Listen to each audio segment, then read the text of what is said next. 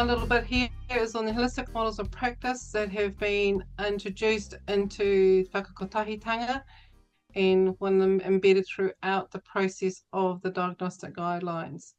The model that's been embedded can give guidance during the pre, the during, and post assessment process for our whānau. So why have we included it? It's a benefit to include these models within a guideline for various reasons. One, not only are you getting the clinical component of a guidelines, but you're also getting a more holistic way or approach that we can mahi with our whānau.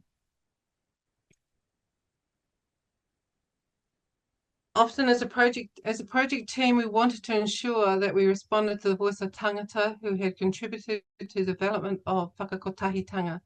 It was important that these guidelines not only had the clinical component to do the assessment, but that it included cultural models of practice, as these offered a more holistic approach to FASD. In our eyes, it's not just one or the other, but both. Cultural and clinical models are equal and strengthen practice when woven together. The inclusion of cultural models of practice achieved a number of things. One, it gave a non-Māori practitioners guidance on how to work with Māori clients and gave them more confidence. It also gave confidence to our Māori clients that the clinicians they were meeting with had a better understanding of their cultural needs. For example, if we look at the cultural and clinical models that are included within these guidelines, you see the diagnostic criteria in the middle, but on around the peripheral, the importance of the including of these models, such as Te Whare o Oro, which is Dr. Andre McLaughlin's model, the Mehana model and the Hui process.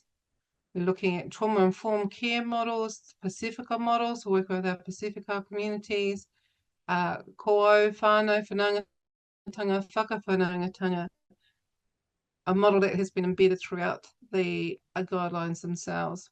So, and also there was considerations for other priority communities experiencing barriers to care.